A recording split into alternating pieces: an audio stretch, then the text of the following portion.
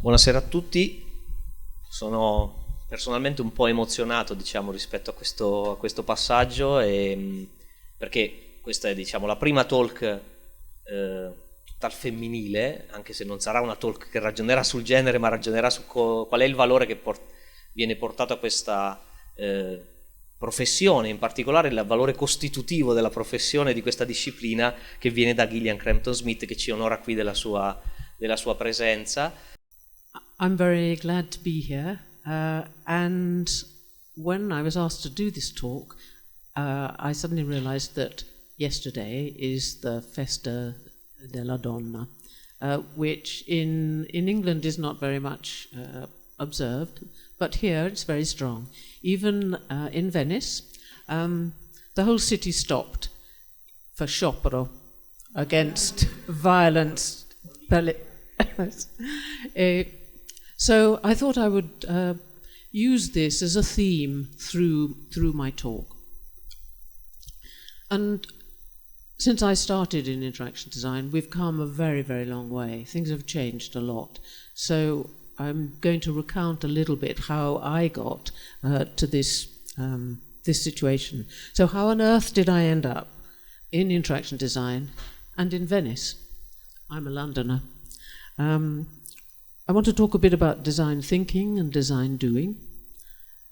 And then what about women in the profession? I grew up in the 60s. This is the swinging 60s. In London, it was fantastic. There were the Beatles, the Stones, terrific. Not terrific. I must use a different word. Wonderful Italian films. 8.5 is still my favorite. And then there was technology. The beautiful Mini. It was wonderful. And so surprising that something so tiny could really work well. And there were computers. There was one computer in Cambridge where I was studying, and it had a bit less power than your mobile phone. And my husband was working at that time on architectural work, and because of just one computer, the military were using it in the daytime, and so the students, the PhD students, had to work at night. So we've moved both in culture and in technology. And I was passionate about typography. I learned to print by hand, and I worked in the 70s as a graphic designer on books and magazines, but also on the London Sunday Times, which at that time was a great investigative newspaper. And I taught typography part-time. But then in 1980, the big change. ITC is an American type foundry, and they would bring out little magazines, big format, but just 30 pages, if that, about new typefaces. But this time, in 1980, they brought out this huge 100-page edition, all about computers and graphic design, how there was typesetting, what kind of things were happening in the future. And I thought, why can't I make a program that could help me do layout on the screen? Luckily, I didn't know what a stupid idea this was, that somebody not knowing anything about programming could do that. But I knew that my husband didn't have advanced mathematics, and he did computer stuff, so I thought, well, why can't I? So we bought an Apple II, which was pretty primitive, as you can see. But the good thing about it was that people could make things for it. They could make programs, and it was very well explained how to make programs. And also people made boards that they could put inside as well. So somebody made a board for a graphics tablet, for instance. So I went ahead and designed my program. And my idea was that usually, when you're designing magazines, you make little sketches on the back of an envelope, But the trouble is, you don't have the calculations to see how much type, how big the pictures can be. So my idea was that I would make a sketch program that would just sketch in the size of the photographs, the headlines, and the text, and then it would tell me if I needed to make the photographs bigger or smaller, etc. And I was working on a magazine at that time, which was a quarterly, so I would write it and then try it out for the next edition of the magazine. And then I got much more interested in, well, how do you make this easy to use? And I thought, well, what you need, it needs to be fast so people can concentrate on their work, not on the tool. You could use the senses to augment control, sound, for instance. And you want to support human skill, not replace it. And it doesn't have to be complicated to be useful. And at that time I thought, well, computers are unnecessarily difficult and inefficient to use. They're terribly ugly and quite unnecessarily rude. So why could we not use just basic graphic design techniques in order to make things, yes, more beautiful, but also much more efficient? So with this in mind, at the back of my mind, I was teaching typography at several schools in London during the 80s. And then in 1990, I moved to the Royal College of Art. And there I began by teaching graphic designers about how to use PageMaker, etc. But what I was always really interested in was, well, how do you design the tools? Not with the tools, but design the tools themselves. And I was really lucky that we got a collaboration with a company called Interval Research from Palo Alto that was started by one of the partners of Microsoft. And the idea there was to invent new products, not for work, but for the home and for entertainment. And we had a collaboration for about 5 years there, and they paid, I'm glad to say, a very large amount of money, so we hired 10 people to work on different kinds of aspects of products for the everyday. And the kind of things we were doing were, Darrell Bishop was there doing physical computing, critical design, was doing designs that weren't real designs, but raised questions about where technology was going. Things about digital aesthetics. Bill Gaver, for instance, with Tony Dunn, they were working on cultural probes, ways of doing investigations about potential users that were not quantitative but qualitative. Fields and Thresholds was another project which was about how you might relate people in different locations and what were the problems with it and how could you make it a beautiful experience. And then in 2000, Roberto Colognino, the CEO of Telecom, wanted to start some kind of advanced institute in Ivrea. And they thought, well, why don't we start an institute which is about interaction design? There are lots of business schools, but nothing very much about interaction design.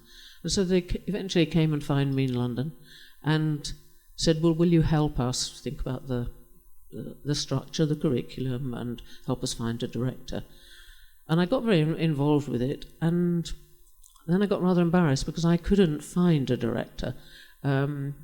Nobody wanted to. The Italians were kind of scared, I think, that it was going to be too political, which I think they were right. And so in the end I said, okay, well, if you like, I'll come and do it. And so we had 5 years of terrific time. We did something we called Applied Dreams, which was working with companies, 2-week projects, which were really taking a topic and pushing it as far as we could, so that we weren't trying to do something that would really be doable immediately, but we hoped that it would make people think differently about the things that they were working on, which they couldn't tell us about. We did a big exhibition in the Triennale called Invasion of the Body Snatchers. Strangely Familiar was looking at different ways we could interact with physical things with no buttons. And, of course, Arduino. We built on processing, which was the software that Casey Reese had developed at MIT, and Massimo Banzi and others on the team developed Arduino in order that designers could experiment with physical computing, and using the same environment that had been used for processing. So they wouldn't have to learn a new language to do physical computing. And it worked. And as you all know, it's worked hugely. Over 5 years, there were lots of different kind of experiments on the way. And along the bottom here in the picture are all the people in the Ivrea Institute who worked on it. Around the bottom is processing, with all being open source. There were lots and lots of people working on it. And lots of versions of the board in the upper part, which in the end ended up as Arduino. But all good things come to an end. And so the next hop was to Venice. We already knew Venice and had lots of friends there, and they invited us to, knowing that we were leaving Ivrea, they invited us to go and teach there, which we did. And so we were there for 7 years. And it was part of the Laurea Magistrale in Communication and Multimedia Design.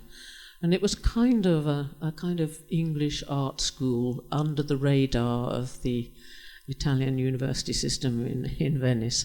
And we concentrated on mobile interface design and physical computing. And about 40% of the graduates are here, lots of them in Milan, still in Italy, and 60% went away. And the biggest group are in Berlin, and then the next biggest are in the UK and America, and then 1 or 2 in Singapore, China, Denmark, the Netherlands. So it's a good spread, and it's a great network. We're still in contact with a lot of people. So on reflection, I think it's really important to understand the technology. We always used to say to students, you must do some programming and you must learn it. You may find you hate it, that's fine. But if you've never done it, you can't really understand what your material is. And I still think that that's the case. There's a big debate about whether designers should be programmers, blah, blah, blah, blah, blah. I don't think they should be engineers, unless they want to. But once you have done programming, you understand things completely differently. And the way I realized this particularly was that I studied art history at university, and then I started, when I left, to go to evening classes in fine art. And I suddenly realized that I knew nothing about art, about doing art. I understood absolutely nothing. And I think that it's the same kind of situation with computing, that one needs really to understand the material. Designers need stimulus. They need people around them, ideas, visuals. So I think it's great here that you're here, right in the centre of Milan. And we would never have achieved so much at the Royal College without this fantastic backdrop of London, and also 700 students studying a whole range of different subjects. And you need passion, because the passion keeps you going in the bad times, and there will always be bad times. And my passion originally was typography, but then later I got really into interaction design. And be ahead of the wave. I was lucky that I was in a position to be able to do things that nobody else or not nobody else, but not many people, other people could do. So now I want to think about design thinking and the way it's crowded out design doing. They're both important, but I think we are concentrating much more now on design thinking than on design doing. And this is Steve Jobs. He says, it's in Apple's DNA that technology alone is not enough. It's technology married with the liberal arts, married with the humanities, that yields us the results that make our hearts sing. And Apple makes many people's hearts sing, including mine, and it's a great pleasure. And of course, it also makes Apple's cash till ring. Designers now are at the top table. Facebook, other companies like that, are hoovering up designers. Many of the big companies have bought companies like Frog, for instance,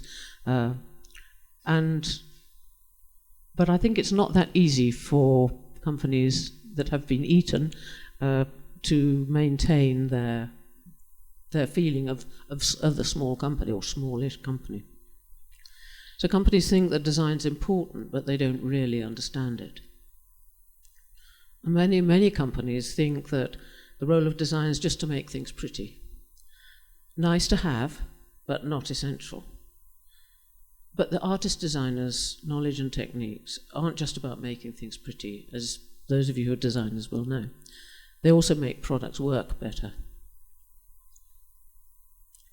So Mark Rettig, when we were in Ivrea, said, I think interaction design is about designing the right thing and designing the thing right. And these are two of the main drivers of the whole design thinking movement, Dave Kelly on the left and Tim Brown on the right. But design thinking only takes us halfway to designing the right thing. We also need design doing. It's about working out exactly how something's going to work, how it will communicate through look, feel, and sound. How is it going to be built and maintained? How will it become economically sustainable? And how will it be beautiful? So this is a tale of two sewing machines. I've been sewing a bit lately, and it occurred to me that this is quite a good metaphor. So I've got two sewing machines. The one on the left, the Necky, was designed in the 50s, and the one on the right in the 60s, and I bought them in the 70s, and I'm still using them. But the concept of it hasn't changed much. The thread above, thread in a bobbin below, power from the feet, leaving the hands free to move the fabric. And Singer also invented hire purchase and trade-ins so that people on modest incomes could afford to buy a Singer. And this is what I learnt to sew on.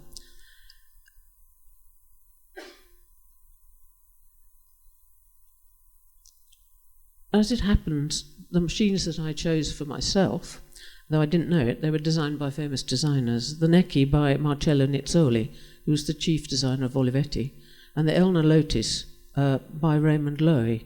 And it was only when I started to look into it that I discovered that this was the case. They're wonderful machines, but as I said, the basic concept in finding the right thing to design was done in the 1850s. And these are wonderful because they've been designed right. Every little detail has been worked out, so they're a real pleasure to use. The interface is clear and logical, and they look beautiful. I'm not so sure about the orange. Mine's not orange, it's white. So I think that designing the thing right is as important as designing the right thing. This is Michele De Lucchi in 1973, and he said, Ascoltami, ascoltatemi, ascoltatemi. Io sono un designer in generale, e in generale un designer. Io dono al mondo la bellezza delle cose utili.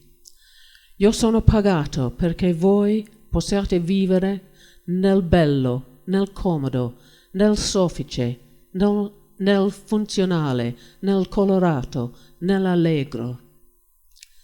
Che bello. And what about women? This was a photograph taken from the News Chronicle for the Children's Eye Spy column. It was what was expected. The boys explained technical things, and we, the girls, looked on admiringly. But I'm lucky that in my career I never felt discriminated against because I was a woman. Because I wasn't an engineer? Yes.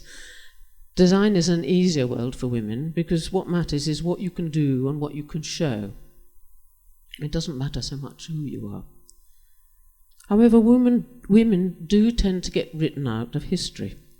A few years ago, SIGCHI produced a recruiting poster to get students to study HCI. And they showed the pioneers of HCI. And how many women were there? 0. No women at all. And I'm glad to say there was a great uproar from other men who said, and the authors said, okay, well, who then? And, of course, there was a huge list of perfectly respectable women. And another example is shown in the great recent film about the black women at NASA, doubly discriminated against. If you haven't seen it, it's a terrific film, so try it.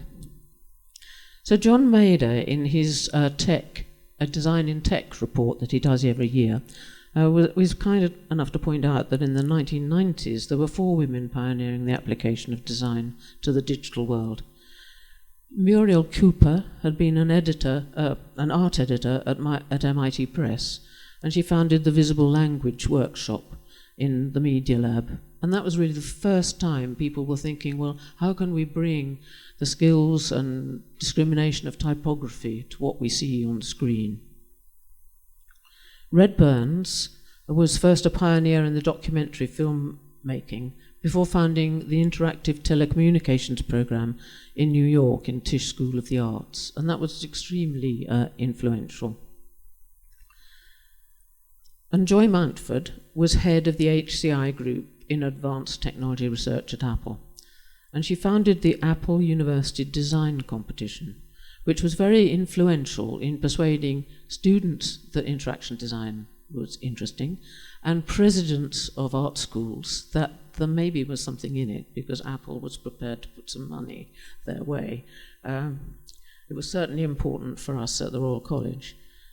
And while I was at the RCA, I spent my summers at Apple as a visiting scholar, and I saw firsthand how the relation between design and engineering was important, but not at all easy.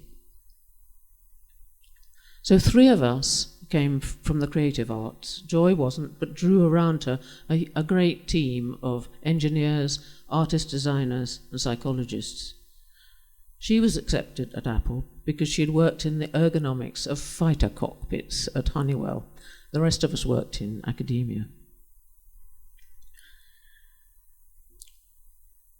The male glance, how we fail to take women's stories seriously. This article appeared in the Guardian newspaper just after I was discussing with an English literature professor a similar thing that he had noticed, why the many very good second-tier women of English novelists, not Jane Austen and not George Eliot, have been completely forgotten, whereas men of the same calibre are still in print, discussed and rated highly. The author of this article in The Guardian says, male art is epic, universal, and profoundly meaningful. Women's creations are domestic, emotional, and trivial. How did we learn to misread stories so badly? She compares the reception of 2 TV series, one called Doll and M, almost ignored, and the other True Detective, which received a great amount of discussion and praise. Though arguably Doll and M is a better film. So her thesis is that there's this backdrop of unconscious assumptions which prevent us, men and women alike, of seeing what's before us. We see some things about women and we quickly pass on. So from a slightly depressing situation, I want to show the work of a great woman who was a student at Ivrea 12 years ago. She worked at IDEO, started the Open IDEO program, and now is head of design at Microsoft Research in Cambridge in the UK. And she studied software engineering and then interaction design, so she bridges two disciplines and collaborates with others when she needs to. She developed some programs for the BBC called The Big Life Fix, and they invited the public to send in ideas for problems that could maybe have a technology solution. And they chose six to make 6 programs. And this one I'm going to show you is a combination of research, empathy, imagination in engineering and in design. So you can find this on the web, on the BBC Stories channel. But here, let's watch it. Oh, have we got sound?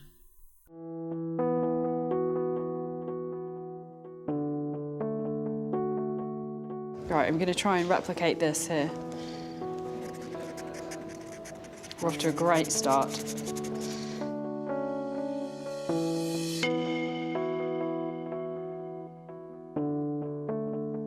I tend to kind of just avoid doing sketching and writing now because it's not really worth it if you get something like that.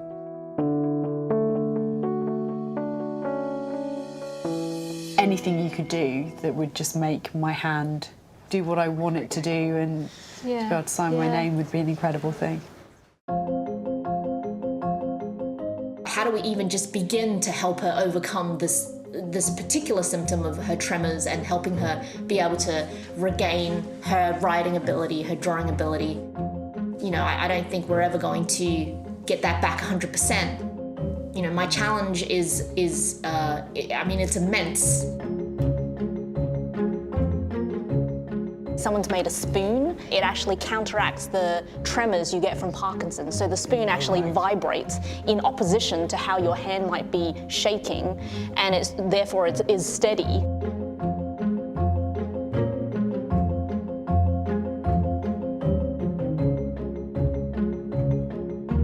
I'm making a very rough prototype.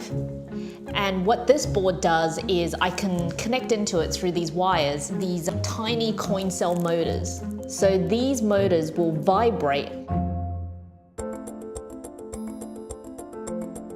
Hello. Hi, I'm Alison. It's affecting something. I don't quite know what's happening. Something is going on with it. What this is doing is it's short-circuiting whatever feedback loop there is between the brain and the hand that's causing the tremors. I'm on to something, right? I'm on to something.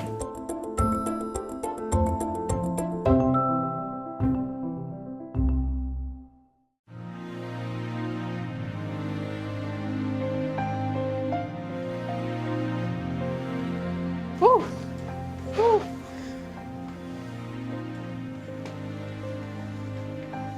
Jesus Christ.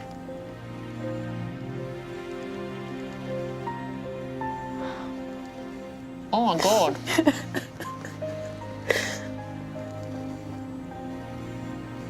It makes me forget that I have a tremor.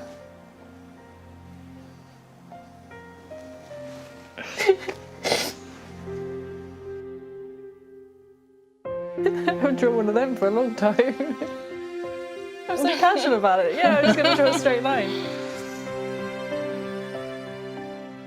I've actually just written my name for like the first time in ages. I can't believe it. Mum, it's called the Emma. Oh, brilliant. It's got my name on it.